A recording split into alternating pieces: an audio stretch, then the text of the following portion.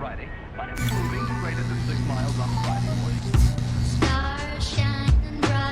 What is going on, everybody? Welcome back to another episode of Open Late with Nev and Kev. I'm Nev. And I'm Kev. What's happening, brother? Man, you know the vibes. Just another day in the life. Yes, it's a nice, sir, bright, sir. sunny day. Yeah. Woke up feeling good. Honestly, I went to bed at like 11:30 for like the first time in a good amount of time. Hell yeah. What time do you usually go to bed? Dog, usually like 2 a.m. Me and my 2 a.m.? homeboy. Dude, I've had this friend that I've known for like 15 years on Xbox. He's like this grown ass man. It's so funny. We make jokes at him all the time because like I was like 13, he was like 26 or some shit. Oh, okay. So like when we first met, I was like, dude, what were you doing talking to a 13-year-old dog? Yeah. And I ran a couple games talked with you guys. about it. Yeah, Mahalik. Right? Yeah. That's the homie. Yeah, he's a cool dude. He's funny he's as a hell. funny dude, bro. Yeah, he's funny. Yeah, but we usually stay up like to like 2 a.m. playing Fortnite. This fool lives in Texas, so he's 2 hours ahead. So, Right, so it's like late. 4 a.m. for him, and he Yeah. got to get up for work at like 8 o'clock. That's crazy. And I'm like, dog, it's a Tuesday. Like, there's no point for you to be staying up all night playing video games, dog. Catching dubs, dude. That's the point. Yeah. Catch the dubs. Right on, dude. Yeah, but I got a good night's sleep yesterday. What about you? Yeah, it's always the same for me, man. I feel like I can fall asleep on a bed of rocks. Yeah. Like I don't like. Yeah, I don't know. I've always been that way, where I just fall asleep super easy. Can you sleep on airplanes? Yeah, Really? yeah. When I was young, I wasn't that way. I had a hard time falling asleep, and even in my mid-20s, I would have like, I could not for the life of me get myself to go to sleep. My brain would just never turn off, ever. I'm the same I would way. sit there and just my thoughts over and over and over. And then I think that really started to change for me when I want to say it was maybe probably from being in the gym full time. Like in 2021, when I really started, like, I've always been in and out of the gym. Growing up, I was always super into like sports and skateboarding and like just exerting all this energy. So at nighttime, I was depleted. You know, I was like, I've been out all day. But then there was like this like mid-20s where all I was doing was just like kicking it and drinking. Yeah. And there wasn't really any sports going on. I wasn't playing sports. It was like music and studio and recording, and so your sleep is always weird anyways. So you just spent kind of some late nights recording. Oh bro. yeah. So my mind, I would just never be able to turn it off. So like, you know, melatonin or muscle relaxer or whatever it is that could help just settle your mind. Yeah, I started taking magnesium. Magnesium's great. I Yeah. take magnesium as well. Tastes like bad, but it's good for you. You I take it in guess. pill form or No, it's like a liquid. liquid? It's Oh, like okay. a berry flavor, but when you look at it, it's like all fucking gross looking. Like I Yeah. don't even know how to explain it. Yeah. I take it pill form, but yeah, I think the gym was the biggest change for me, and like, because I just work out so hard, and then already through like, you know, working a job too, it's like double downing on that. By the time that nighttime comes And around, then you're knocked out. my brain is kind of like, all right, Yeah. you know, knock on wood, because it would drive me nuts, dude. It would drive me crazy. I was just so irritated because I knew I was physically tired. Or have you ever been like so tired That you're that not you tired. can't go to sleep? Yeah. That you're like, I want to go to bed, like shut off, and it just Yeah. doesn't do it. You know, that Yeah. usually happens to me. Like, if I know I have something important the next morning, I can't fucking sleep, bro. Like, back when we were shooting music videos, Yeah. like the Locked In music video, Uh-huh. dude, I could not sleep that night. Because I knew it was like, dog, I got to be up at 3 a.m. It's 11 o'clock right now. There's no way I'm going to fall asleep for like 3-4 hours and Right. be good. Right. That's like being a little kid when you know you have like the family vacation. Yeah, or like the field trip. The next Yeah. morning. You're like, oh, Yeah. you got your little outfit all set up. You're like I literally stoked. Yeah, you got some new jeans or new shoes. And you're like, oh, I'm gonna be stunting Can't on them wear it. tomorrow. I can't wait to wear this shit. Yeah, that's fucking Yeah, usually super rad. night before, like a big event, job interviews, music videos, anything like that. Cannot sleep for shit, dude. That's funny. Yeah. Yeah, dude. That's like cool. That's like the cool side of life, though, right? When you're just so excited about something. Yeah, or so fucking anxious. Right. Anxious. I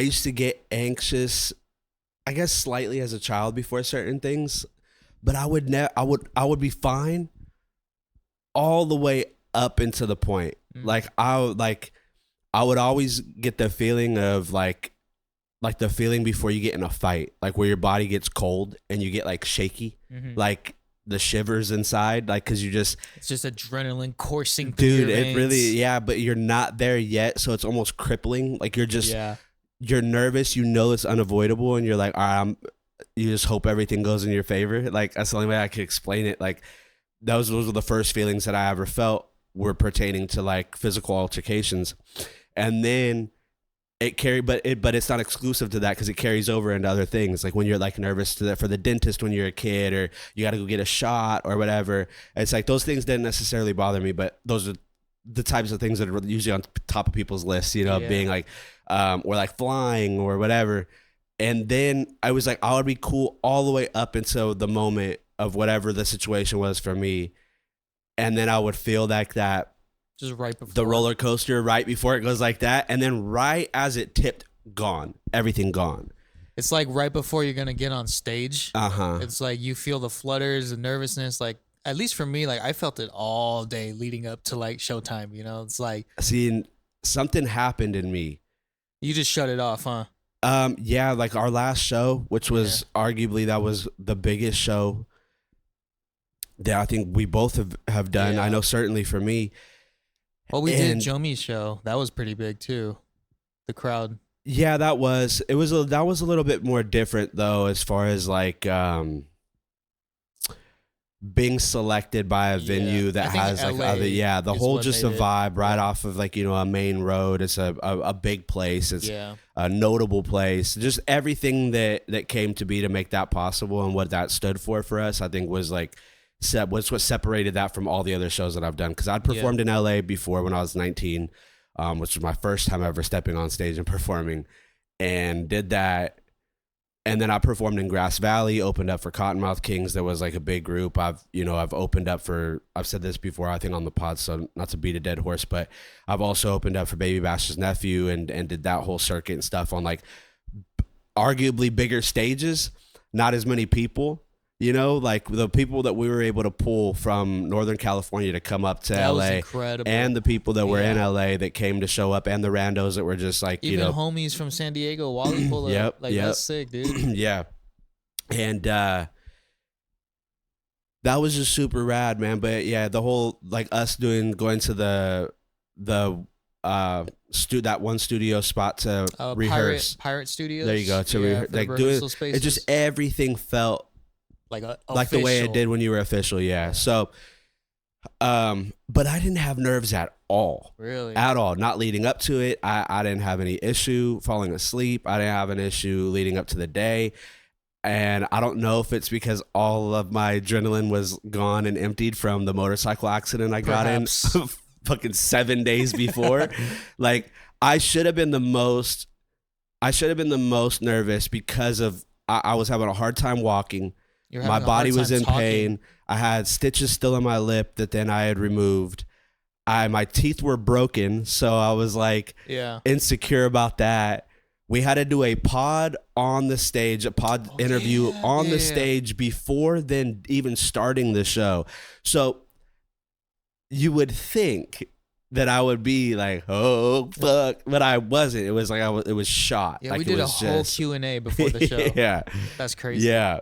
But God, what a great time, and I was just so thankful that I didn't have those nerves, because normally I would. Yeah. I would always, right before I got on stage and took the mic, and even in that, when the first words would come out of my mouth, everything would dissipate and I'd be locked in, and it was like I became Kevy 3TM and I was no longer Kev or Garrett. There's definitely like that split personality when it comes to being an artist. Like Nevin and ibeshocker are two completely different people. Right. And that's what's tight. You get to put on the cape. You get to remove the glasses and become the superhero. Like you get to step outside of yourself into this thing that is still 100% you, but it's the you allow yourself to be in that moment. Freely, without judgment, without fear of anything. It's like when I become ibeshocker, when you become Kevy 3TM, when we're in the studio, it's like we feel the most powerful because like that's like a part of us that we've explored for the longest time.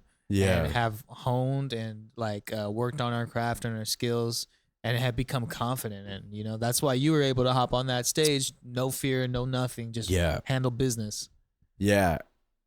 Definitely, man. Yeah. It was yeah, it's fun, dude. Great times. I like being on stage and performing. I like that side of things. Like I like the human aspect of it, like getting Yeah. to be in front of people and perform your art. And there's something about whatever it is, whether it's music or whether it's, I mean, you be a painter, dancer, it doesn't matter. Any facet of creativity, the person that you become that caters to that craft and that really gets into that craft is where I think there's a part of you that becomes as close as you can be, and if not fully into the flow state that you are kind of removed from in your day-to-day life. Like there's no way I'm in the flow state when I'm at work.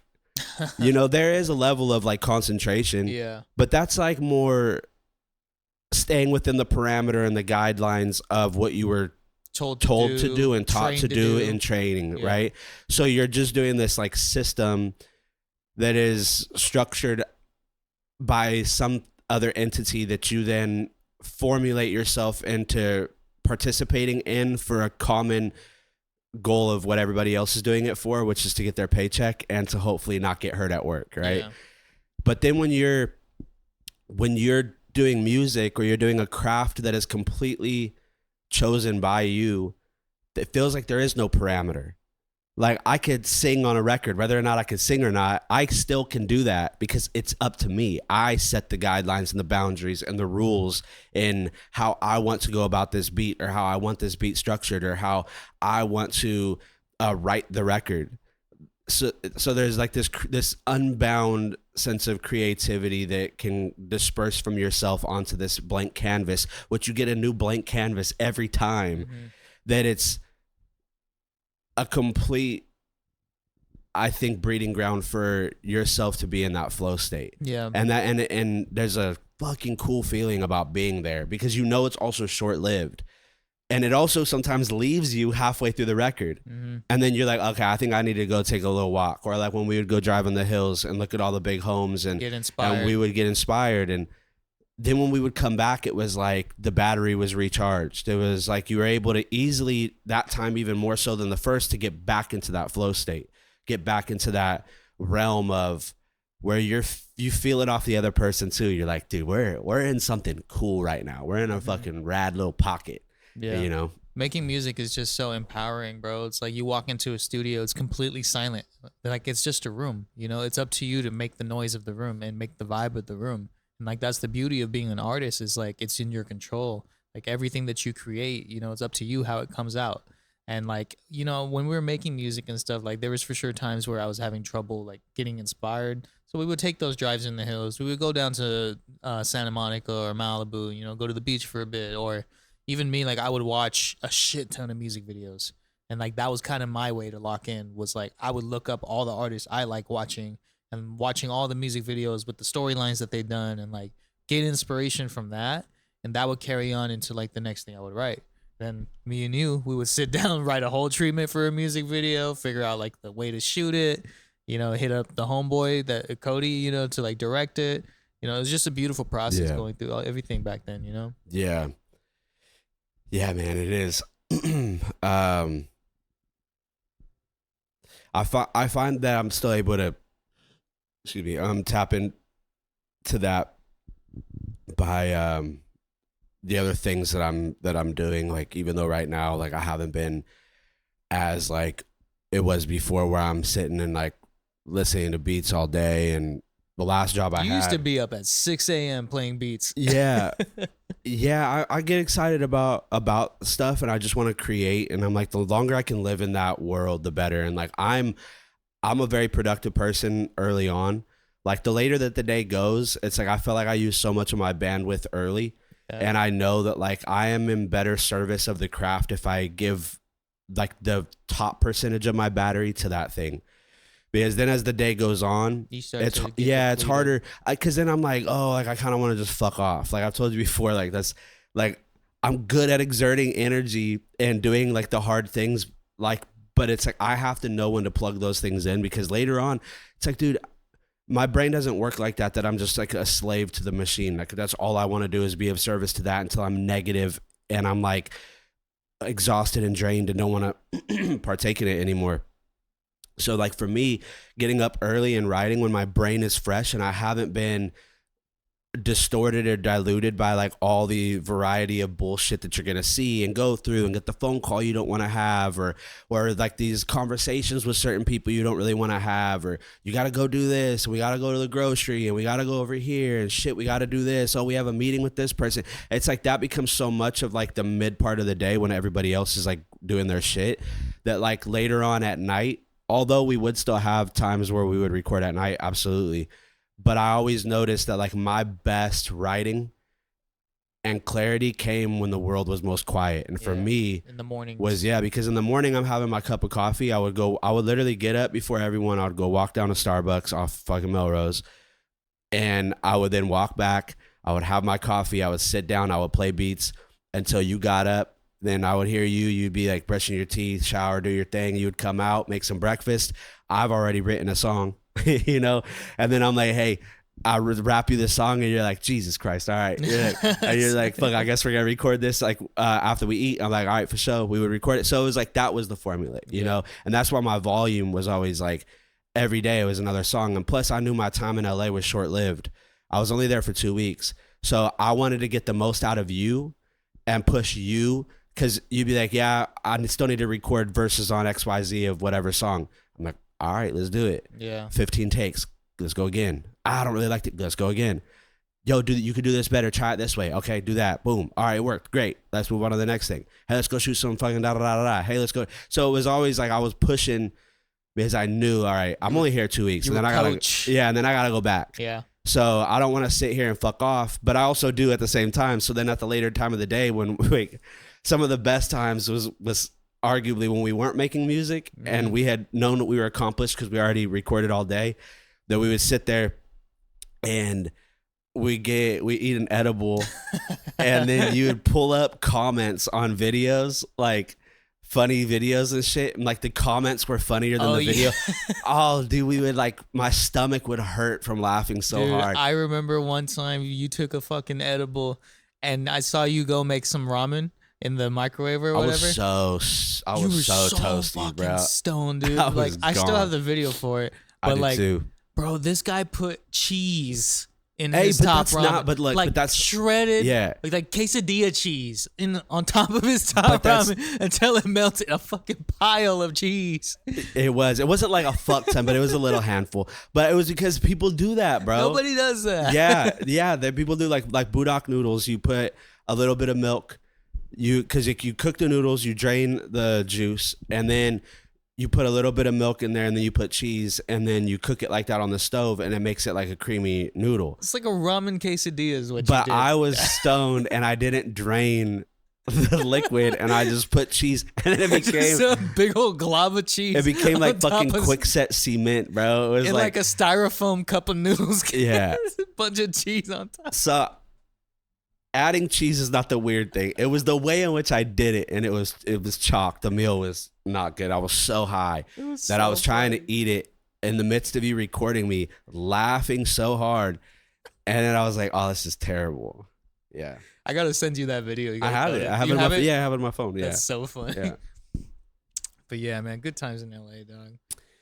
Yeah, great times. It's a great segue because this is something I was thinking about this week that I wanted to bring up to you. Yeah. Because I've been thinking about it a lot. If you didn't choose music, or say you did, no, let's go back to that. Okay. Everything that you know that you've done and what you chose and the path that you chose and the things that you've excited you about life and what you wanted to become and do, is there ever a part of you that thinks back to when you were a kid and thinks like, what life would be if you chose something different? Because there's 2 parts to that, and then not just that, if you chose something different, but knowing like there was something else that you did also like to do, but when the fork in the road happened, like you chose. Yeah. If you were to go back to that beginning part of when you were a child, and that like inspiration and that desire for something kind of sprouted up. I know when we're kids, there tend to be quite a bit of different things. And then the older you get in that pivotal time, you tend to choose one. And then that becomes, then you're like, all right, this is it. And then you just do that. Yeah. So if you were to go back to then, is there something else that you had liked? And do you ever ponder if you chose that, what your life would be? Yeah. You know, I think about this a lot. Like for me, I know that I don't think there's anything out there that I would enjoy more than creative work, more than music, more than creating videos, more than social media, more than like production, you know, all of those things. Like I love just creating something, right? Because like at my heart, like I'm always going to be something like that. Like my mom kind of like instilled that in me because she's also like a singer in her church group, you know? So I grew up a lot around like watching her and watching like how accepted music was in my family, you know? Like granted, like my parents didn't want me to like drop out of school to be a rapper or anything like that, but they were still like, in the beginning they weren't that supportive because they were just saying like, oh, you know, you should go to college, do all that, you know, because I was leaning towards like, should I just do this full time? But then like, you know, I ended up going to college, get my degree and all of that, but I was still chasing music. I was still working at the radio station. I was still trying to meet people, network, build in this area, and then eventually move on to LA over there. But I always thought too, like my other interest other than music was like psychology. Like I kind of loved the way that the mind worked, the way the different parts of the brain are responsible for different things. You know, I learned a lot about like drugs and behavior because I was also a psych minor too in college. And in high school, I was in AP Psych for 2 years. So like I learned a lot about psychology and just like the way the mind works. And I always thought like, man, like what if I went in that career route? You know, like my sister, she's a school psychologist. So she like assesses kids and like, you know, determines like, you know, their psychological needs and whatnot.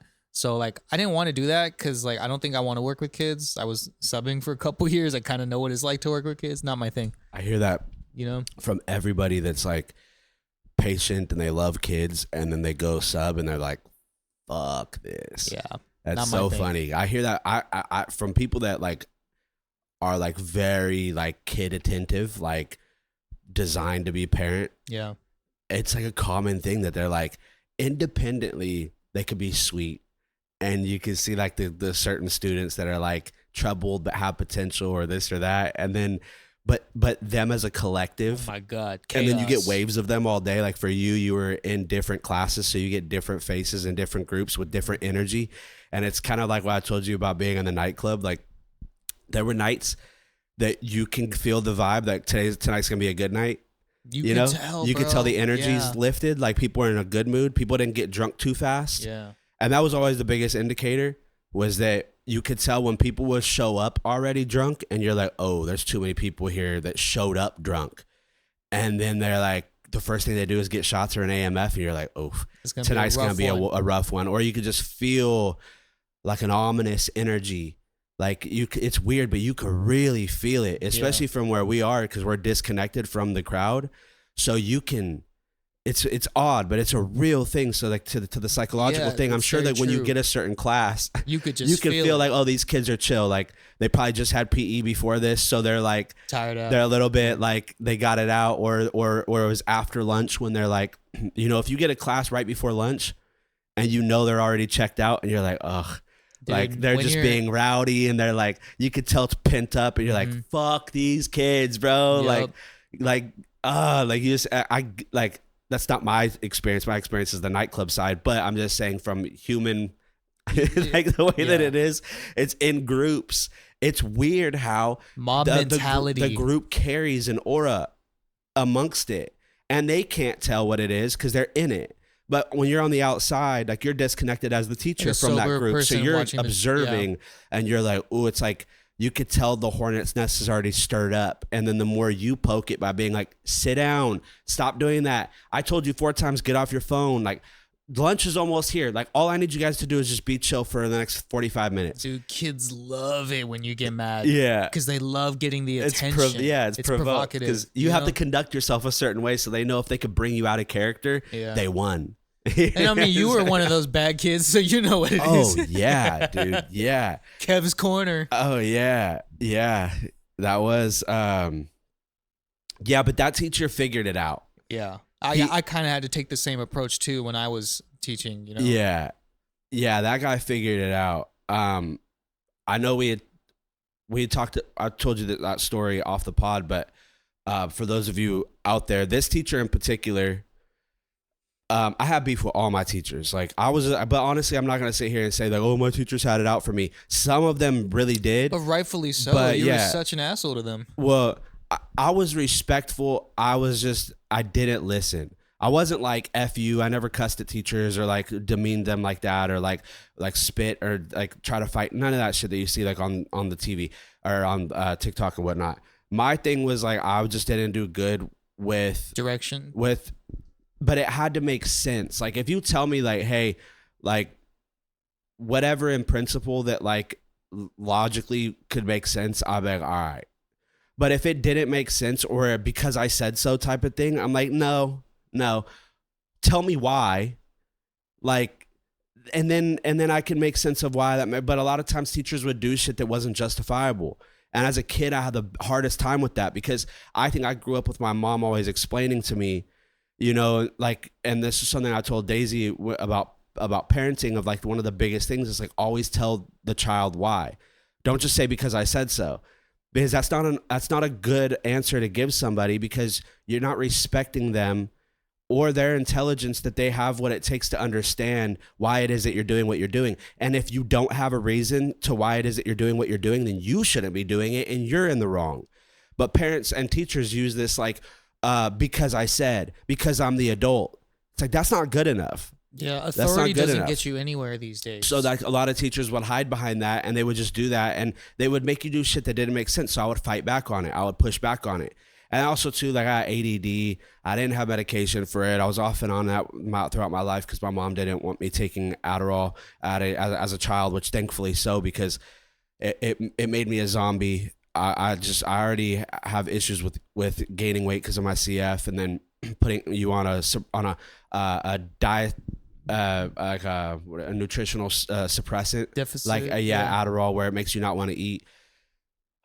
So I was just rambunctious, dude, and I was a class clown, and I wanted the attention, and I liked being at the front of attention, good or bad, it didn't matter. Like. It was always like this, like the Kev show, like that's what it was. Or back then, growing up, it was Garrett. But, the teachers would always move me to the back of the room, put me in the corner, put me in the hallway, put me outside, and then all the students would always be, "Where is he at? What is he doing?"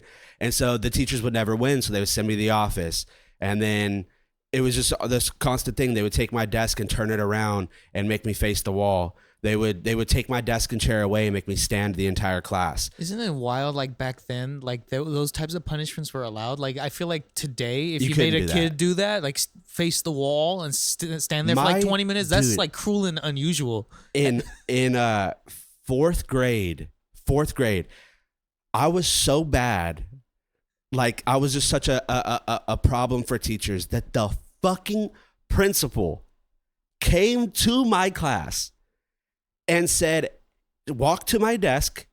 I wasn't even doing anything at the time. Like I wasn't even being disruptive. They just heard about you. They just knew it was such an issue that the one time, arguably, that I was like not being a little shithead, I was sitting there and the vice principal, I'll never forget this, dude. She walks up to me and she goes, "Hey," she goes, "I'm going to ask you to stand up. You don't need to take your stuff. Just I'm going to ask you to stand up." I'm like, okay. So I'm thinking like, oh, she's going to take me out of here, whatever. I'm like, nothing new. And she goes, "I think we're going to try something new." And she's like, "Because it seems like you have a hard time sitting still, we're going to remove your desk and chair from you and you're just going to stand." What? And they did. They made me fucking stand the entire class, bro. Yeah. That's cruel and unusual. Dude, you can't do that. You Yeah. can't do no, that. I know. So like, it's funny, but you had the fucking I think it was the vice principal, or it was one of the two. I forget which one it was, but they're both females. But she literally, calm voice, walked in the class, in the middle of class, walked up to me and was like, "Yeah, this is what we're going to do." And she fucking yoink. Way. They ended up giving it back to me. I don't think it worked for them because then it was like, now I'm standing. That just looks weird. Now all the kids are like, you just made me a totem for the class to be like, Yeah, literally Like, why is- center of attention. Exactly. So everything for them, it backfired. I got into like arguments with teachers and stuff, and I would always like make the class laugh, and the teachers would get pissed. And anyways, the next year, the teachers would talk to each other, so like they already had it out for me to know I was a bad kid, so they already kind of treated me that way. So then that like fired me up even more. Yeah. Well, I'm gonna lean into it, you know? Like I'm gonna embrace my identity. Yeah. So junior high, this teacher that I had to get through this, he me and him had, I mean, just beef, bro. Like butt heads all the time. Like he tried everything that all the teachers had done before, nothing worked. And so finally he's like, all right, I gotta figure out how to win with this kid because nobody's been able to do it. And so he goes, hey, let me holler at you after class. I'm like, all right. So I stay and I'm like, what's going on? And he goes, look, clearly you have a way of getting attention. Like everybody seems to want to know what you're doing. He's like, I know goes on in other classes. He's like, if you will work with me, I'll work with you. And he's like, if you can just let me teach and let me do my job, then at the end of class, I will let you teach. We'll call it Garrett's Corner. You get to come up, you can read out of the book, and you can teach it however you want. And I was like, all right. So that's the way that worked. The next day, came into class, and at the end of class, he announced to the kids, he was like, all right, he's like, we're going to bring into a segment of the day where we're going to call it Garrett's Corner, or have him come up and teach the class. And so I did. I read out of the book. How did that first lesson go? Oh, I was just being a fucking idiot. I was just reading it however I wanted and pretending to be a teacher. And like the kids were fascinated and entertained for 10 minutes of the remainder of the day, if that. It may have been even 5. And yeah. So like, do you feel like that changed your behavior moving forward? For it made me respect. No, it made me respect him. Okay, but I wasn't needing that. Like I didn't really need that.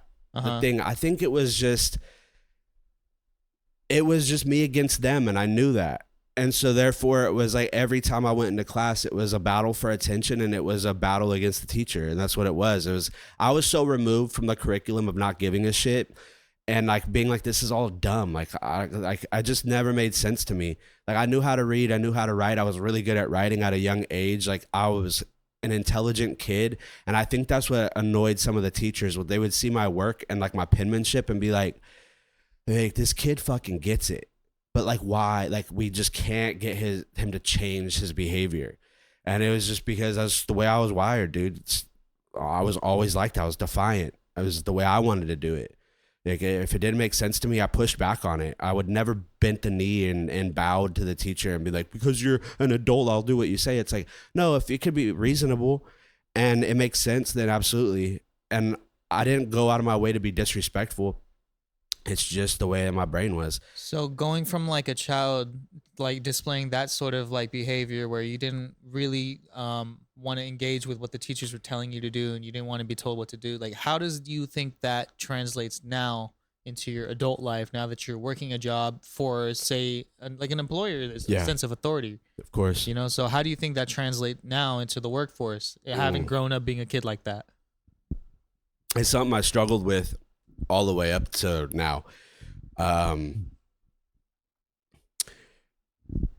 Because of authority and because like a lot of people growing up are in positions that they shouldn't be in. Like I've had bosses and I've had teachers and I've had in college, like I carried it with me into college, dude. I got in an argument with my, oh fuck, what was she? It was communications, because I was a communications major, and it was, which crock of shit. Anybody out there doing communications? I was also a comm major. Yeah, it's a scam. Don't do it. Anybody that's can't like, get a job. Yeah, it's such an umbrella, and it's like back in the day, it used to be good for like business marketing and management and stuff like that, because it's like an easy. They just want people that are good at communicating, which is like a rarity, and especially back then, where you had a good like you could go into journalism with that. You could go into a lot of different things with communications, and an entry level, they'll usually let you in as long as you have a communications background.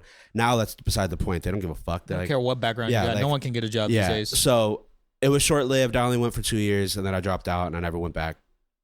But I got in an argument with this teacher, and granted, I'm 25, and it was because she was just a bitch, dude. She was just a mean fucking lady, and she was judgy and like just thought she was better than everybody, and like I don't know. There's just a lot about her that I didn't like, but I was always just like, whatever. I just did my work. And then she started fucking picking at me. And I get it. I look different than a lot of people. I'm fucking tatted up. I'm in there. I don't look like I should be in there. She's probably thinking like, this kid's wasting my time. Like, he's just taking up a seat, whatever. And I was good at communications. I was good at speaking. Fucking ironic, you know? I know. And I had a project that I had to do. I chose to do it on mushrooms. It was an argumentative thing on like psilocybin. yeah. Uh-huh. And so I started talking about it, and she cleared me to write about it. Because you asked permission before. It was that she wanted to know everybody's topics. I didn't ask for permission. It was just that's what I wanted to talk about because it's a controversial thing. It has a lot of things that it's used in medical, and it's from the earth. It's not like it's heroin. I'm not trying to argue why people should be on heroin, or meth. Like, it's something that comes from the earth. It has a ton of beneficial things for people with PTSD and stuff like that were in the war. It also has things that people would deem as demonic and negative, and they demonize the substance. And I'm like, there is a gray line there in which that I think that some places it's decriminalized, like in Colorado and in Oakland. So I write about that, and I talk about the ancient stuff of it. I talk about how it pertains to the church and stuff like that, and how they talk about it in Catholicism about the priests and stuff they would go group together, they would eat mushrooms, and they would trip, and then they would talk to God, and they would be close with God, and they would get these transmissions and stuff, and a lot of books were written about it, and so it's a great topic. It's a good place to have an argument because the medical industry is coming around and they're trying to push to have it decriminalized and legalized so that therefore it could be used as modern medicine. Same way they did as marijuana. Exactly. So, anyways, she was like, "It's not decriminalized, like, and because of that, you can't talk about it. Like, this isn't a good topic." She's telling me this while I'm doing my speech in front of the class, and so then I was like, I just went at it with her, like. Respectfully, I didn't raise my voice, but it's just anything she said, boom, she hit a rebuttal. It was like, boom, she'd go this way, I'll go this way. It's like, lady, I came with my facts. Like, I came with everything. Plus, I knew a lot about it beforehand. I'm not talking about using it. I'm not talking about my personal experience taking it.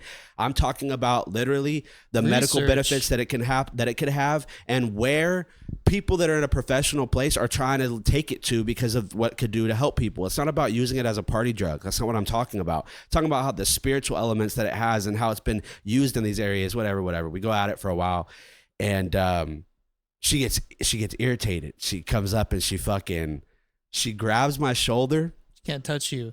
She grabs my shoulder, and I moved my shoulder back, and I was like, "Don't put your hands on me." I just said it quietly like that, and like she was like, "I did not touch you." What?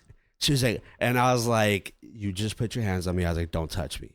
I like, "You want to argue? That's fine." I was like, but clearly I was getting the best of getting her emotional, and because she wasn't making sense, she was just being, hard about it. And I had clippings from newspaper things that were in my PowerPoint from Oakland, from Colorado. Like, it's not like I was making this shit up. So, anyways, it was like this whole thing, but it's like shit like that would always irritate me, where it's like, I don't care what position of power you're in, like, kick me out of the class, give me an F. I ended up passing that class with a fucking B. But it was because I did all the work. I did a good job. I passed my stuff. The class was clearly on my side. Like, they were kind of like, yo, that lady, some of them already had discrepancy with her before. She ended up getting fucking fired or let go from the school. Yeah. I'm sure because somebody came in and they had us do the class had to do a thing where we grade her, and the reviews at the end of the semester. Yeah. And so I don't think she didn't held make up it back well. for the next one. Yeah, I don't think she held up well amongst the people that she had. But damn. So using that story as an example, but it's I gotta check myself too, because sometimes I just want to like push the boundaries sometimes, and I don't think that's always the best thing to do. I try and have like a very immense amount of respect for everybody, and I think like respect isn't earned, it's lost. So I'll go into something with just giving you the respect that you deserve, and if you can't hold that respect, that's on you. I'm not making anybody earn anything. Just like a parent, it's like you don't have to earn my love. You don't have to earn my trust. Well, some people do operate like that. I know, but that's not the way to do it. And that's how a lot of bosses are. That's how a lot of people, a lot of parents are. Earn my trust. It's like, if I already don't have it, nothing I do is probably going to be able to earn it. And if I slip up at all because I'm human, then it's gone. Then it's immediately I'm right back to where I started. So what's the fucking point of even trying to climb that hill? If you put me at saying, hey, I trust you, you have all of my trust, don't lose it. Because then that's going to cause a reaction between you and I where we're going to have to operate differently because we're in a mutual relationship with one another where now I don't trust you. Why would you want that? Then that puts you in a place of where, oh, I have something that I don't want to lose. Therefore, everything that you do is in accordance to honoring that. Oh, I probably shouldn't do that because that will make that person not trust me. Okay, I'm not going to do it. But if you already don't trust me, I have nothing to fucking lose. Who gives a shit? Yeah. So that's how a lot of kids end up being like that. They end up running away from home or they end up not being, because parents are like, earn it. And it's like, how about lose it? Like, I already earned it. Like, give me that just by like a birthright. Like, let me just have everything at 100% and it's up to me to fuck it off, And that's how it is with like employment. Bosses are like that. It's like, earn it. Coaches are like that. Like, I don't, Gary Payton II, GP2 on the Warriors. Yeah. Before he was on the Warriors, bro, he was playing for a bunch of other teams, bouncing all over the league. And his coaches would always tell him whenever he got the ball, don't shoot it.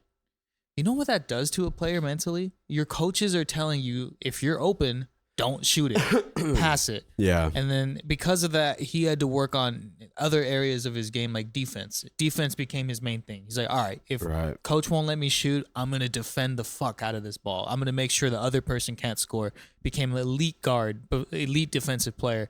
And then he ends up on the Warriors. Steve Kerr, first coach ever, believes in him. It's like, hey, Gary, if you're open, I want you to take the shot. I don't want you to pass it. He's like, unless you see Steph wide open, I want you to take the shot. Yeah. And then, bro, became an elite shooter. I think he shot like 37% from three. Like really good numbers for like a player who spent his whole career being told, don't shoot. Right. Now he fits in the Warrior system, man. And, it's unfortunate because we lost him this year in free agency. But, that whole time he was on the Warriors, bro, just totally changed his game and his confidence. Ended up signing a 3-year, $30 million deal after that with Portland, and then they traded him back to the Warriors, but whatever. But like, just like having that mindset, being told like, don't do this, don't do this, don't do this, it'll fuck with you. But it has its benefits though. Yeah, for him it did. Yeah, like I think it can have the benefits. There's because then whenever you do get the person that's like, hey, you have all my trust, you cherish that more because you know what it's like to be around people that are like, earn it. So those things are, I think everything on that spectrum or on that line is individually beneficial in its own manner in which you receive it. Like me going through everything that I went through as a kid and me being defiant and me doing all that stuff then led me to be very disciplined as an adult. It led me to being accountable, always taking accountability for myself and what I do, and holding myself to a standard, not holding myself to somebody else's standard. It's me knowing that like, hey, you're better than that. Like, we don't do that. Like, that's not who we are. Like, that's what a parent would tell their kid. Hey, that's not how we are. We don't do that. Like, we don't act that way. Your kid grows up being like, we don't act that way. Yeah, it instills a sense of morality. Yeah, but I didn't really get that told to me. I watched the respect and the stature of my father and my grandfather, which are just men to the core. Like, just everything that they stand for, the quiet, the stoic, the nose to the grindstone, the just way that they are. You don't complain, you get out there, you get after it, and you do your thing, you hold yourself accountable, you be a man. Like, that's the way it is. Like, you face the shit you got to do head on, and it is what it is. And then I like a nurturing, loving, like, everything is possible, you could do it mother. Yeah, you got both sides. So it was, as a kid, it was like a weird, because that was never like beaten into me. It was just shown consistently to where I watched it, and then I knew those things. I knew that, like, okay. So as I became a man and an adult, I always showed those things through my character of who I am.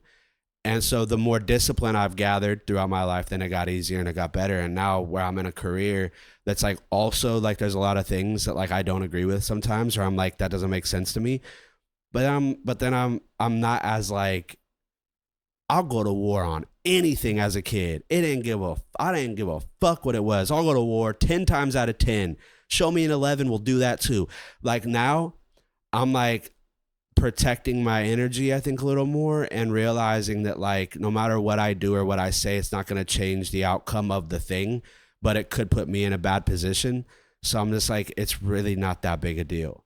Like I really don't care that much. Like the thing has to get done regardless. I'm just going to shut the fuck up and go do it. That's where the maturity came. Yeah. And that's 100%. And I'm so thankful that I have that now, because if I carried and I didn't mature and I didn't learn from that, from being young into now being where I am now, that's the type of people that can't hold a job, that the world is out to get them. It's like, no, I don't believe that. I don't believe the world is out to get me. I believe that I create my reality. I create the ripples in the water. I'm the one fucking splashing around, making chaos. So it's like, I need to dial that back. Stop being the person that rocks the boat and then blaming the ocean for why it's happening. It's like there are some things out of your control, but then you have to look at what you can and then realize like, everything that I do is going to have an impact more on me than it is on the situation. Like the company, I'm a number, dude. Like granted, they know my name and it's a great company and they're great people. Like I am still replaceable. I am doing a job that anybody else with a class A with training can do. So if I can't do it efficiently, or if I'm rocking the boat too much, or if I'm being a fucking piece of shit that's hard to deal with, guess what happens? They'll find somebody else that's willing to be quiet and do the work. You know, and all that does at the end of the day is affect me. And so I realized that. And so therefore it's like, I want to be an asset to my environment, not a liability. I want to be, you know, something that makes a difference and helps, if not to the extent of everybody else, at least for myself. At least I could be, you know, a good husband, a father, a family man, a good family member, a good son, a good podcast host, you know. Yeah. Like I take all those things with pride and holding myself accountable to amounting to what I know that I can, because people deserve that out of me. 1000%. You give your all to everything that you do. Yeah. Yeah. So I know we which is awesome, but we kind of deviated from the whole point of what you were saying, is that so you would have went into some kind of like psychology. Yeah, I think I would have done psych, you know, just like I remember taking psychology classes and learning about the brain and like the different lobes of the brain. You know, each thing's responsible for something else. Like frontal lobe is in charge of your personality, your judgment. Your parietal lobe is like, I think that's for 3D space. You know, like if you're able to drive a car, like reversing, like being able to tell how big your car is. The occipital lobe for your vision. What else? There was the temporal. I forgot what that one was for. I think that's for your hearing. But anyway, like different lobes of the brain, what they're all responsible for. Your brain isn't fully developed until you're 25. And I always remembered, like, because I was in high school and we were just taking edibles and smoking weed all the time. I was like, damn, my brain's fucked by the time I'm 25. People that indulge in marijuana regularly, I'm not talking like here and there, but I'm talking like become potheads at like the, what do you want to call that? Like the prepubescent era of their life, like from 13 to 20. Yeah. That was me. Their brains significantly are stunted. Yeah. I feel they it. talk about that with alcohol too, or trauma. Like if you have a really traumatic experience, your brain stops developing emotionally the moment that happens. So a lot of people become like emotionally immature, where they don't know how to handle certain things, or they don't know the right way to deal with it, or they become super overwhelmed by those types of things because of the trauma or because of the alcohol, because there's something that happens that it stunts it. Like I think for me, it was probably because like, you know, drinking at an early age. I wasn't fucking alcoholic, but you know, we were all drinking way more than what a kid should be drinking. Like I remember junior high, we were already shoulder tapping at the corner stores, skating around town, drinking a fucking Mickey's, like just, which it wasn't like an everyday thing, you know, but like on a rare occasion we'd be doing dumb stuff like that, or get a little pack of Coors Lights and we're all like drinking and whatnot. But I'm like, bro, that's so funny, because I've met people that were like, I'm talking like stoners, that now, even as an adult, I'm like, they kind of act very like something's off. Yeah, like very like immature about certain things, but not like intentional, like there's like it's their fault, but like, oh, it's different. It's not the same as the way that I think about stuff. Yeah. And then, but then I started hearing that a lot lately, a lot, like from different podcasts, from different sources, like even on stuff on that people will post from like different channels on like Instagram and stuff. And that's like talking about, because I think more stuff like that's coming to light with more health podcasts. There's a lot more science out there to explain exactly. everything. And then people are like, oh, emotional immaturity also comes from substance and trauma. Like when that occurred in your life is whenever it's stunted and halted. And a lot of people are not able to get past that hurdle or catch up to their age until they go through therapy. And they have to work out those roadblocks of why this is happening. And then the next thing you know, boom, all these things start connecting for them. And they're like, oh shit, now I know how to deal with this in a different way than I was before, because I had this like pubescent brain that was dealing with things the way that I did before the infraction that happened on my life. Mm-hmm. I always wonder about that too, because it's like, you know, we were smoking weed at a young age, like, let's be real. So not you, but me. You know, so I always wonder, like, damn, like, I wonder what my life would have been like if I never did that, and if my brain was able to reach its fullest potential. Right. Because, you know, I still question it, because like I kind of feel the effects of that. You know, like I don't feel as sharp as I feel like I should feel. You know, because I know like I'm intelligent, like I did great in school, like, you know, I got good grades and everything, but just like in terms of like quick thinking and just like being able to articulate thoughts like, you know, more efficiently now, I feel like I was smarter back then than I am now. Sure. You know, as a kid, I feel like I was smarter. So I don't know where the disconnect happened. Like, did my brain just stop developing at a certain age, you know? And like, that was just the information that I knew at that time. And like, that's what I'm going to know moving forward. And like, I look at the way like I handle things in life, like, you know, with the cancer stuff and everything. It's like, would I be more equipped to handle this in a better way if my brain had fully developed to its fullest potential? Like if I never partook in any substances ever? Yeah. You know, because even if you are 25 and you're drinking or smoking or whatever. No, of course. You could be an adult, and if you're overindulging in certain things like too much alcohol. Exactly. Like the inflammation that it causes on your brain, the way that it creates like an inability to get good blood flow and oxygen to your body because of the inflammation and stuff like that, and like just what it does to you. It's like, oh, it absolutely is it'll turn you to mush. Everything will be cloudy. I never like, met a single person that has never partaken in anything. Like never smoked a joint before, never drank before, and they're now an adult. Anybody I know in my adult life, they've done one of those two things at least once. Yeah, well, in small increments, it's not an issue.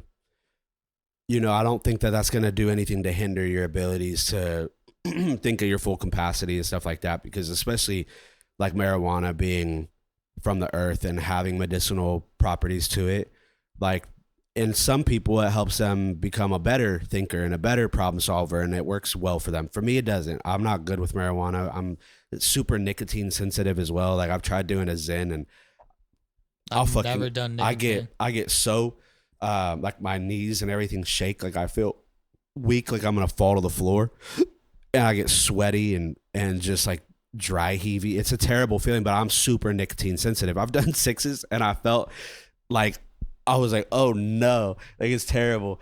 And then I've done 3s because I was like, maybe I'll start there, because people are like, oh, it's a nootropic, like oh da da da da da, it's good for cognition and stuff like that, and the way that used to be back in the day is that when people were in the war, they would chew tobacco. And I think this is where it came from, that they started, the chewing tobacco became very popular because when the guys that would be snipers it gives them in the full on the state. ridge line, they couldn't smoke because you would see the cherry of the cigarette. And so if you're a sniper and you're not trying to get fucking shot, you can't be having smoke around you. So they do chewing tobacco. So then and nicotine is a nootropic. It's a stimulant. It helps you focus. So people that were on nicotine and at a target range had a higher percentage of accuracy than other people. So in war, in times like that was viable and accessible to them and stuff that they could take with them, and it wasn't illegal. And tobacco farms were huge back then and stuff like that. That's what they would use. So I'm like, oh, like it also has like a neuroprotectant and stuff like that, which is supposed to be good for like blood pressure and other things. So I'm like, okay, let me try it out. Dude, I'm always down to I take a lot of nootropics and things like that. I'm like, all right. And it fucking, I'm like, Just tweaking. I'm fucking gonna throw up, dude. I'm like, no. And I hate that because you know me, bro. I'm a fucking red line pusher, dog. I'm like, I want to try everything. Just to the extent, some extent, but like I like to partake in what all the world has to offer. I'm like, oh, let me try this. Let me see what the vibe is. Like, I like mushrooms. You want to live to the maximum. Yeah, I'm like, let me see the vibe. So when I don't like something or when my body doesn't agree with it, I'm like, why? Everybody else could do it. Why me? It's a fucking 3 milligram pouch. I'm a pussy. Like, why can't I do this? But it's, I looked it up online and it's like some people are just inherently, they're nicotine sensitive and you can't really get past it. I'm sure maybe if I did it every day, I would start to finally develop some type of like, but it's not worth it to me. The internet just told you you're a lightweight, bro. Bro, I know. And I'm like, no, I'm not. I kind of think about this a lot too. So like, back then tobacco was very socially accepted. There was a lot of people encouraging tobacco use. Fuck yeah. Was it the National General or whatever? The Surgeon General. Surgeon General. He was like, oh, like smoking while you're pregnant is okay. And like all alcohol of that while you're back pregnant then. is okay and all that stuff. And like, I think about that, how like accepted tobacco was, the Surgeon General saying everything's all good, you can do it. And then I look at weed today. I'm like, is there a similar thing going on there? Is like, because we found out later tobacco causes all these birth defects, health issues, cancers, all of that stuff. Uh-huh. Like, are we living in the era where weed is now what tobacco was then? Like, do you think weed later down the line we're going to find out causes all these things after enough scientific research? Because they say if you have a predisposition to schizophrenia, marijuana use can accelerate that. Mushrooms too. Yeah, you shouldn't do anything at all, even alcohol. You could have psych breaks from distorting your brain because it's so fragile to begin with. I've heard quite a bit of that, and psychiatrists are saying like if you have bipolar disorder, you should not be drinking alcohol. Like if you have schizophrenia, you shouldn't be doing over excesses of alcohol. You shouldn't be doing anything like marijuana that alters your mental state. Oh, some people have breaks and then they never come back from it, and they're just like fucked off. Like some people that have had, like you said, predisposition or pre right? Yeah, predisposition. Yeah. Of having that in their family, or they have traces of it, and then they're like they do ecstasy one time and then it just completely snaps them, and then they're just never the same, or like MDMA and stuff like that, and then they end up in like this like cracked state of mind that it's like never really come back from. So you gotta be careful. But for the majority of the people, like people that have been smoking since the 60s, that are like Willie Nelson and stuff like that, or Snoop Dogg that are, and like Wiz Khalifa that is doing like an obscene absorbent amount of amount of marijuana, and they're fine, they're healthy. There's no issues. What you would have to worry about is like the way in which you're ingesting it. If you're doing it with blunt wraps all the time, and it's filled with like bleach and dye and this and that, and like you're not using raw papers that are non-bleach that come like as clean as you can get it, or you're smoking out of a bong all the time with water that's purified and stuff like that that's better for you, yeah, you're probably gonna have no issues. But if you smoke blunts all the time and you're doing 4, 5, 6, 7 of them a day, every day, yeah, you're not gonna get issues because of the marijuana. It's going to be because of what it's wrapped in. You're still getting that nicotine from it, which is what a lot of people like it for, the mix of the two. But no, yeah, it's always super interesting. But people were like, oh, alcohol is not bad for you, and now it's just there's such an overload of information. It's hard to then like know which of it is real and true and which of it's like, okay, like people have been drinking forever, a lot of people are probably all right. Some people that have issues with their pancreas and their liver and the stuff like that, maybe they shouldn't be fucking drinking every day. It's a case by case basis, but I think everything should be legal. I think that you should just go and do what the fuck you want. Like on some Sweden shit. Yeah, I think like whatever it is you want to do, bruh, do it. Like it's just a weird thing that you have a world that tells you like everybody's so bent out of shape with like my body, my choice, which I'm on board for. I think my body, my choice. But then when it comes to drugs, it's drugs and alcohol. It's like, oh, but my body, my choice. Like I can't. But now I can't do that. And now you're gonna tell me that certain substances I can't use. Like I get that there are things that you're not allowed to do within taking those substances. Like alcohol is one of the biggest fucking killers out there. It's a drug, and yet it's legal. And all you have to be is 21 years old to get it. And then you could go and then operate a vehicle and fucking crash and die. Now, is it against the law? Yes. Should it be against the law? Yes. But the thing is like all the deaths and suicides and sicknesses and ailments that you're getting from alcohol, and yet it's still on every fucking commercial. Summertime comes around, you got fucking Find Your Minute Maid Beach, over Corona. there that's like making vodka seltzers and this, that, and on all these different companies. So then you're like, all right, like it is known, case studied of how many deaths that come from it, and yet it's the most It's so popularized socially thing. accepted. Yeah. So, but yet you're gonna tell me like marijuana is still a fucking Schedule I drug? You know, I'm pretty Like, sure that's there's crazy. more alcoholic deaths than there are deaths contributed from meth. Oh, for sure. Well, Well, I mean the Extreme case, I know. yeah, but- that is an extreme case, but it's, you got to think about the volume of the people that are actually taking it. If there were as many people on meth as the people Yeah, that drink that's true. alcohol, that would then differ. But the But, volume is there because alcohol is socially accepted. If meth was socially But accepted, that's what I'm saying. do you If you- think it would be up there? If that volume of people that were taking it were at the same level of the people that were ingesting alcohol, I think the deaths would probably be Yeah. they would be relatively the same. If not, meth might even be higher. I think alcohol is socially accepted because it doesn't transform the way you look right away. It's a very slow progressive disease. Whereas like those harder types of drugs, Yeah. you'll have somebody in their 20s look like they're 80. Right. You know, I think that's why alcohol has become like legal and like people are accepting of it. Yeah, because we you had don't the see prohibition for Yeah, 4 years or whatever it Yeah, was that's back crazy, then. You know, Yeah. like we went through a whole prohibition with alcohol. Now we went through But the same thing, prohibition marijuana. wasn't the issue with what the substance did. It was, I think, about capitalism. I think it was about how to make money off of it. I think it was because it was a free market and a free trade, and you had the moonshiners and Yeah, stuff just like making it that. in their That basements. people were able to make it themselves, and so therefore it's like you could grow weed yourself. It's like, well, we can't make money off that. How are we going to regulate this? How are we going to put a meter on this? Nope. You know, it's, and that's what the world comes down to, is like, how can an entity and organization profit off of this, and how can we put guardrails around it to ensure that if you fuck up, which we know because of what the substance tends to prove and show, you are going to fuck up, that then we could capitalize off of that as well. We could then take you from taking that substance, put you in jail, and now you work for the state. Now you're the property of the state.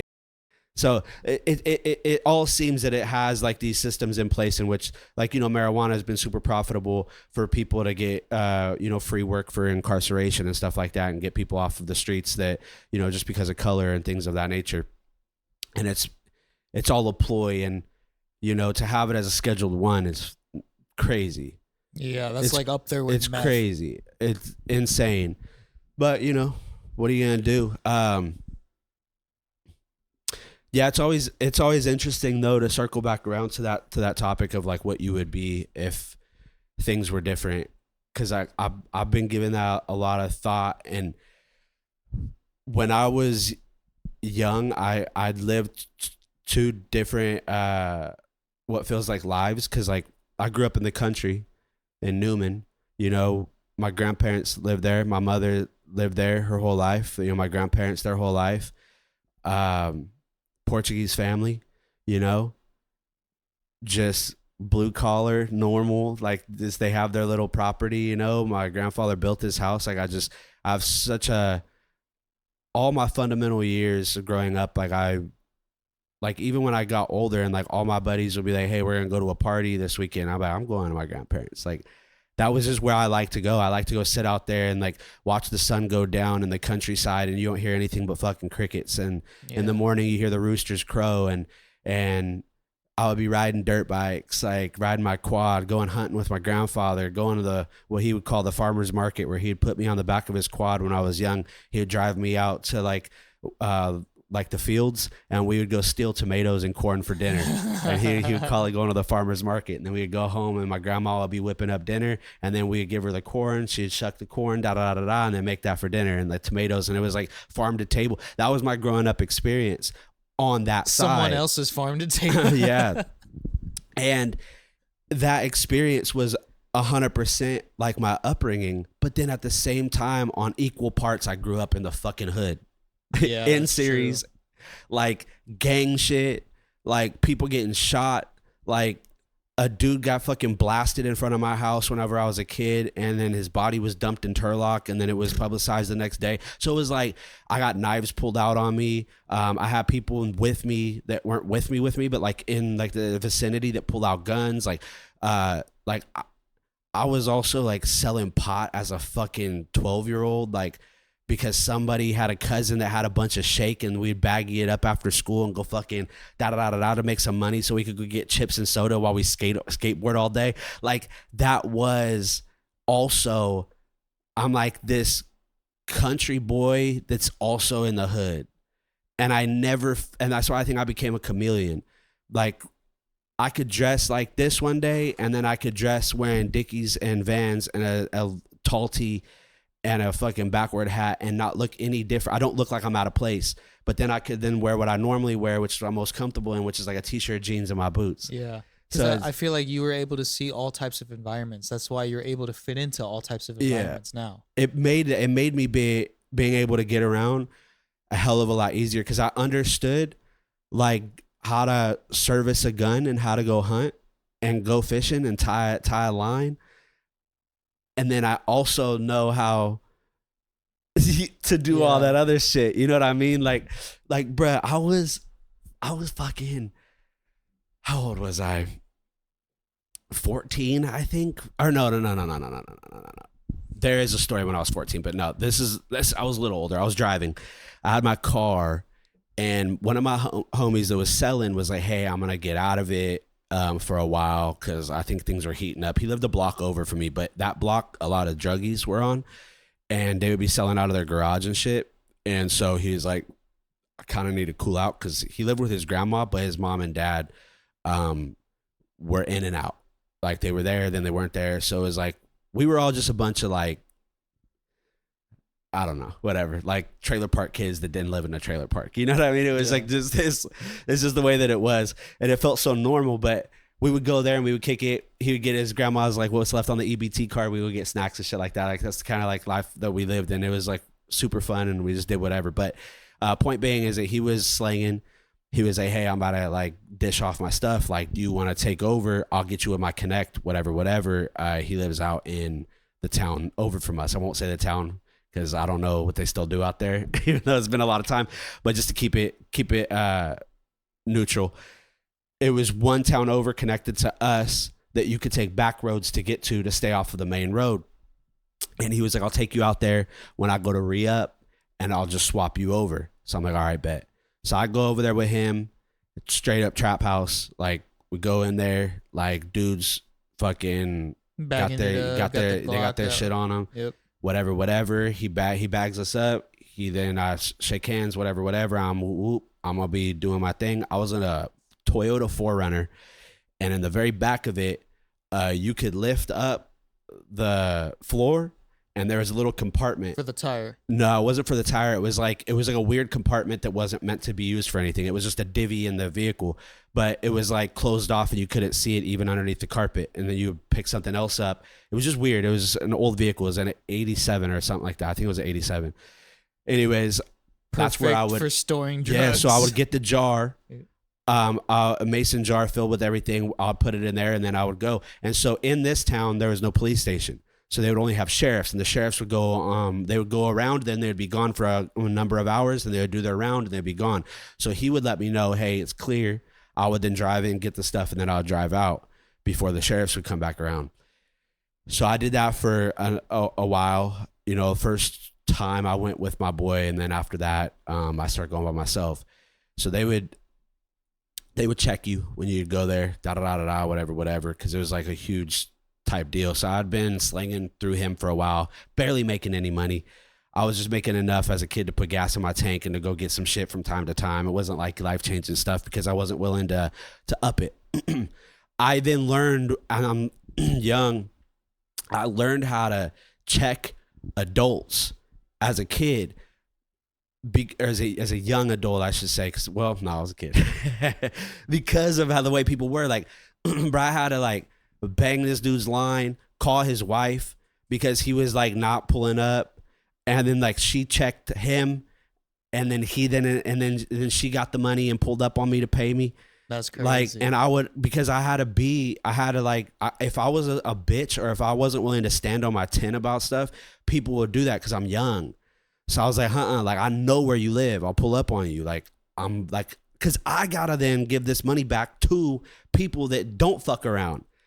I'm not gonna get stepped on, because then that's gonna fuck me up. And I know these dudes are strapped. I know how these dudes get down. Like, I'm not gonna be on the back end of this. So I was always on my shit. So it made me turn into something that I wasn't. Meanwhile, that weekend I'd go to Newman and I'm hunting with my grandfather, or I'm fishing with my grandfather.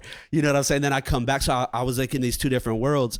So then one day I had started to get like where my boy was getting, where I was like, all right, I'm getting too lucky. I'm now doing a little bit more weight, because I would get people that would hit me from the Bay. They'd be like, hey, whoop, whoop, I'm gonna pull up. Like, I'm trying to buy like an X amount. And I'm like, all right. So I'll put that order in. I'll go get that. I'll go flip it real quick. And then I'll go back out to him. I'll go re-up again. I'd make my money. And then I was like, okay, this is like picking up. I got more people hitting me up.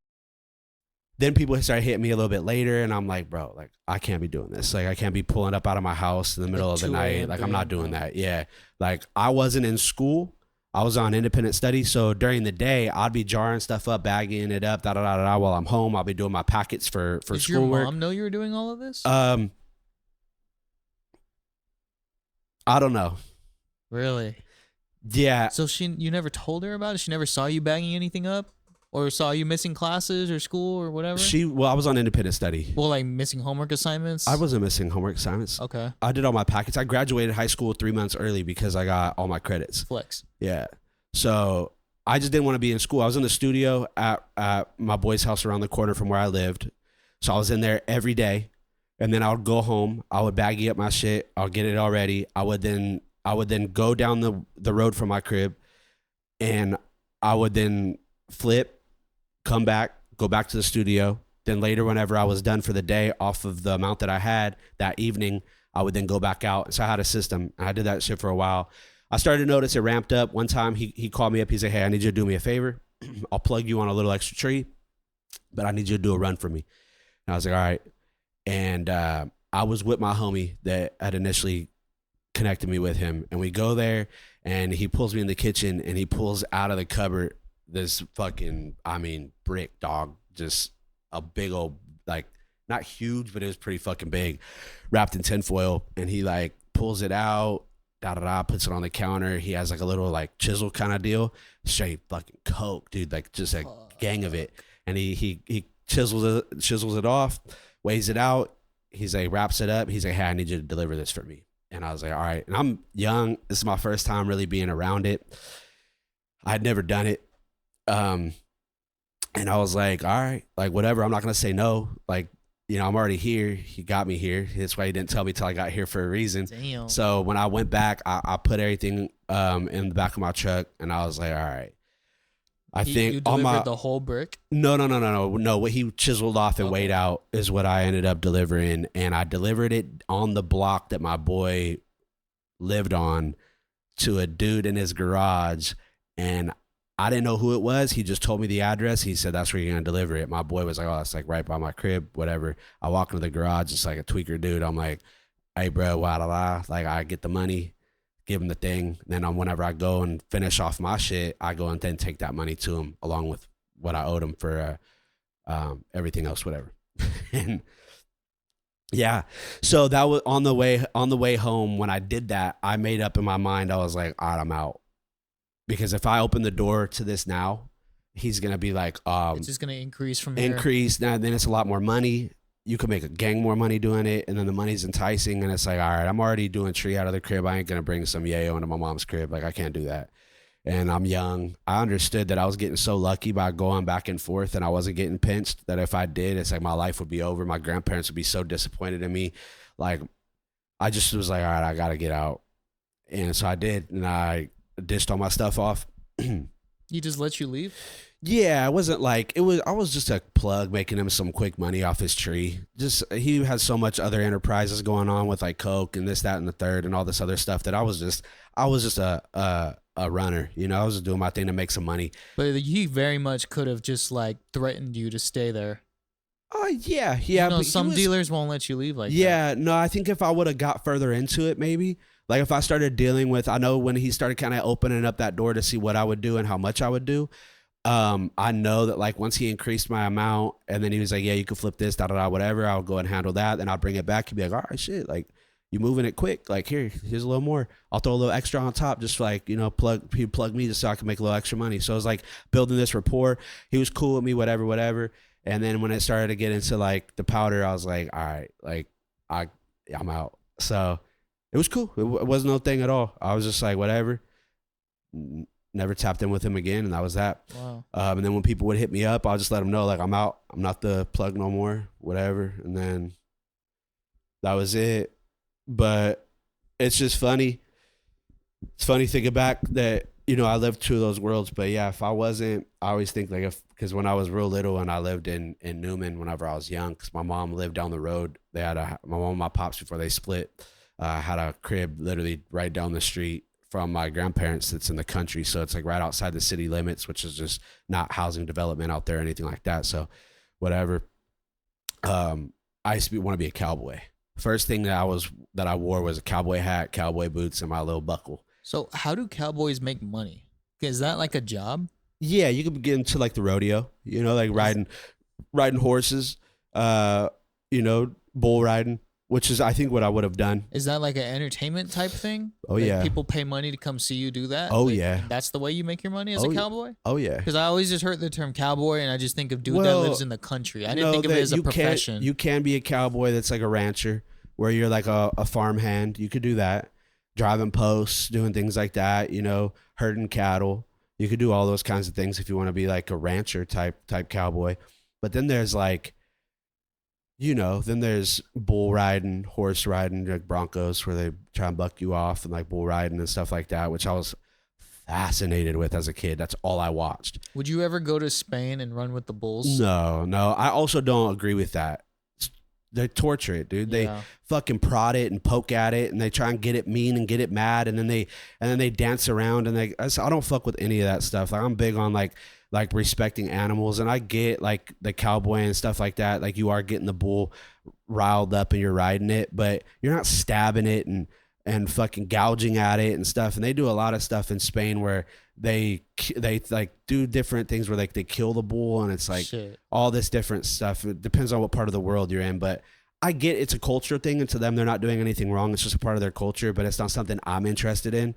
I do like the idea though that like you're riding a bull's gonna do what a bull's gonna do. It's gonna be mad. It's gonna try and buck you off. Like it's wild. And yeah, when I was young, I wanted to be that so bad, dude. So it's funny that, you know, I was that human and then also that human. Yeah. And I never felt good being the second, Yeah. you know, but that was my environment. It was a bunch of ghetto kids. That's what we were, bro. We were just a bunch of ghetto kids. And I skateboarded my whole life. So Yeah, me too. I put my boots in the closet and didn't really wear them until I became an adult again. And I was like, all right, like this is where I feel most comfortable as like who I am as a person. And I stuck out like a sore thumb in LA. Wearing Yeah. fucking cowboy boots and Wranglers. But or now my, it's not or my too jeans. uncommon. Now it's everybody- an aesthetic thing. But when I pulled up there, the cowboy scene was not, Yeah, it wasn't there yet. it was the country scene was not there at all. It was still very much like hip hop and pop. Pop was real No, big. It was like 2000s. That's the way people dress still in LA, is like Y2K style. Yeah. And then now you get like the people that are like wear the Dickies with the cowboy boots with like a Harley Davidson shirt, which is cool. Yeah. I got that fit too, but Our childhoods were totally different. I feel like, yeah. well, maybe my childhood too, like I kind of got to see like a little bit of every section of life. Like I grew up in West Modesto. Like my parents, like the first house that we ever had was like in the hood. You know, like there's drive-bys on our block too, you know, like people getting ran over. Like it was crazy. And, you know, we kind of like leveled up throughout our lives. So we grew up in that. Then my dad, he got into a really bad trucking accident back in like 2001. He fell asleep while driving. He drove into a ditch, totally paralyzed his back, and like he had to learn how to walk again. And like surprising now, he's like okay. He still has like back pain and everything from then, but like it's just a huge difference from what he was back then, because we thought he was never gonna walk again. You know, miraculously he was. You know, and then after that trucking accident, Then he took the insurance money that he got from his company because he sued his trucking company for like excessive hours, and that's why he fell asleep and crashed. And then after we got that money, he took that money and he started up a liquor store. Ironic, right? Every Indian has a liquor store, but he started up the liquor store, and it was in the hood too. So it was like the neighborhood corner store. You know, I got to grow up watching like everything you see in the hood, but from the perspective of somebody behind the counter. So like I grew up in that liquor store. I was working the shelves as like 8 years old, you know what I'm saying? Like stocking everything. I was selling Marlboros to like, you know, old grown ass people and shit. Like we had people come in and like rob us. We've had people do beer runs on us. Like I seen it all as a kid. And even me, like I would kind of like make friends with the neighborhood kids, and I would like shell them off a couple things here and there. Like, you know, oh, you want some chips? You want some hot Cheetos? All right, I want your Yu-Gi-Oh cards. Like trade me.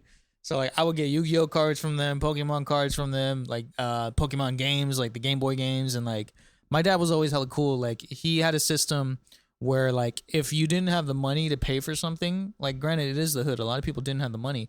He started having like his own credit system with people, like regulars.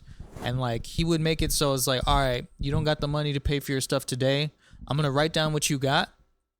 And then at the end of the week, whenever you get your EBT or whenever you get your shit, like I'm going to write down that you're going to come in on this day and pay what this amount is, but you could take it for today. And like, dude, people respected him in the hood for that. Like everybody came on time. Everybody, like soon as their EBT money came in, they're like, all right, we got to go pay off Dell. You know, it's like, all right, cool. And it became like this whole system in the neighborhood, you know, like we got a lot of respect because of that, because my dad was willing to do that. A lot of liquor store owners, they want to do that. So like I grew up in a liquor store like that, you know, I was working there as a young kid.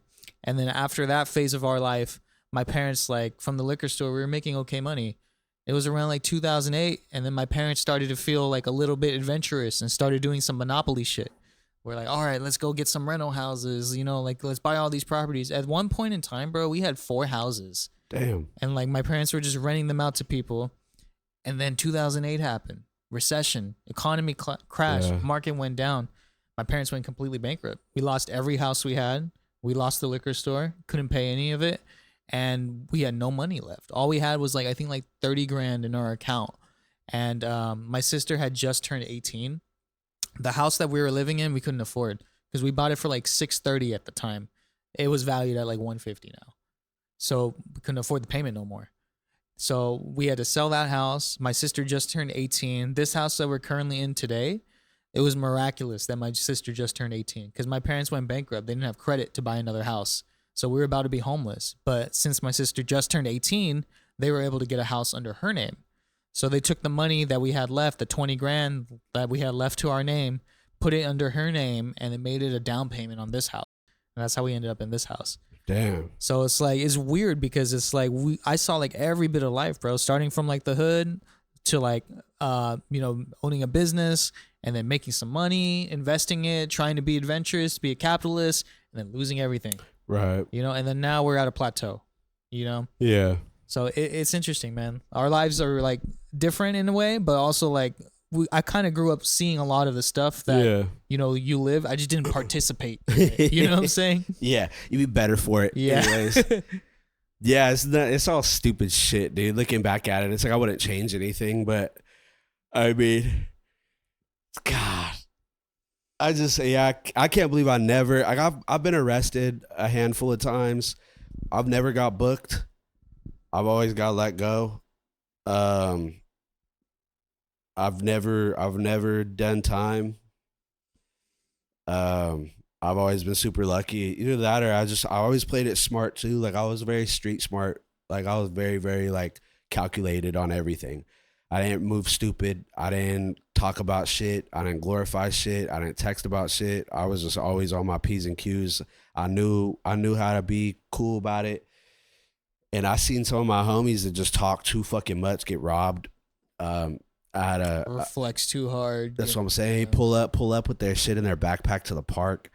Like then be talking to the wrong person. That person knows somebody and he says it to this older cat. And then it's like, oh, okay, cool. I'm gonna rob him and then I'll give you like whatever X amount of whatever. And so like I've seen that shit happen.